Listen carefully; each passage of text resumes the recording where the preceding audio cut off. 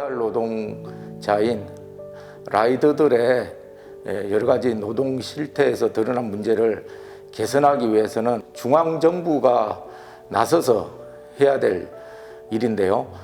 일단 시간에 쫓겨 그 열악한 배달 환경에서 일하다가 다치는 라이더들이 많고요. 그리고 심지어 목숨을 잃는 그런 안타까운 일도 발생하고 있는 현실입니다. 특히 코로나 재난 시기에 이런 어려움이 지금 가중되고 있어서 그래서 우선 산재보험에 가입할 수 있도록 해야 합니다. 현재 라이더들은 퀵서비스 노동자와 함께 가입 직종이긴 하지만 본인이 전액 부담료를 부담해야 되는 문제 때문에 거의 가입하지 않고 있어요. 실효성이 없습니다.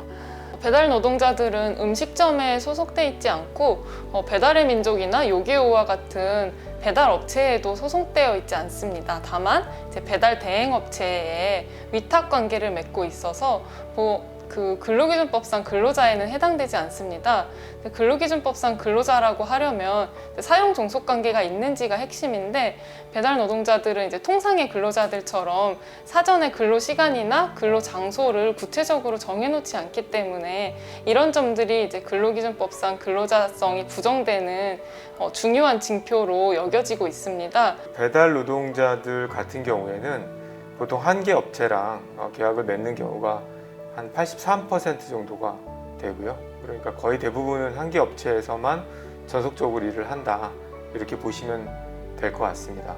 그런데 또 이 계약의 내용을 보면은 계약의 내용을 회사가 정하는 경우는 거의 한 67.34% 정도로 실태조사 결과에 나왔기 때문에 사실 3분의 2 정도 가량은 회사가 계약 내용을 알아서 정하고 이 배달 노동자들은 그걸 이제 따르는 방식으로 되어 있습니다. 네, 그렇지만 사전에 정하지 않았을 뿐인 것이지 프로그램을 통해서 특정 시간대에 열심히 일하게끔 만들어 놓는 것이 있어서 배달 노동자들도 내가 원하는 장소에서 원하는 시간대에만 골라서 일을 할 수 없는 것이 현실입니다. 그렇기 때문에 이런 이제 플랫폼 노동의 특수성들이 좀 반영이 되다 보면은 이제 추후에 다툼을 통해서 배달 노동자들의 근로자성도 충분히 인정받을 수 있을 거라고 생각이 됩니다. 이분들은 이제 배달 노동자이긴 하지만은 사실은 출퇴근이라든지 이런 것들을 앱을 통해서 확인을 하게 되고요.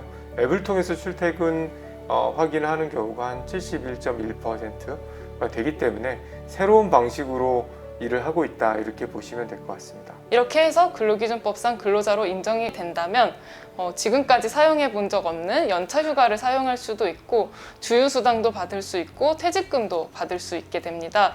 그리고 최저임금법의 보호를 받기 때문에 최저임금 이상의 임금을 받을 수 있어서 지금 무리해서 이제 많은 수당을 받기 위해서 무리해서 운전을 한다던가 하는 사고의 위험도 줄일 수 있고요.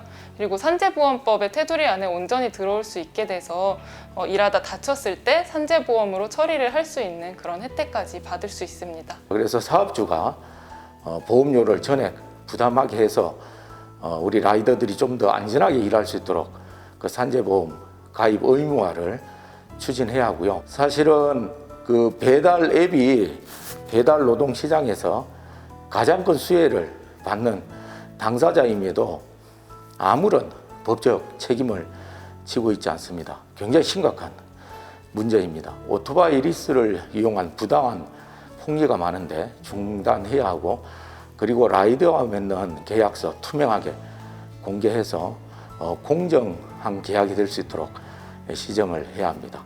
그 외에 이제 이륜차 시스템을 정비하고 표준 공임단가를 도입하고, 그리고 안전배달료 관련해서 이제 다시 정비하는 이런 좀 제도 개선도 같이 병행이 되어야 합니다. 그래서 헌법상 기본권인 노동상권을 통한 그 라이더 노동조합 조직화를 통한 자율교섭이 확대가 돼야 합니다.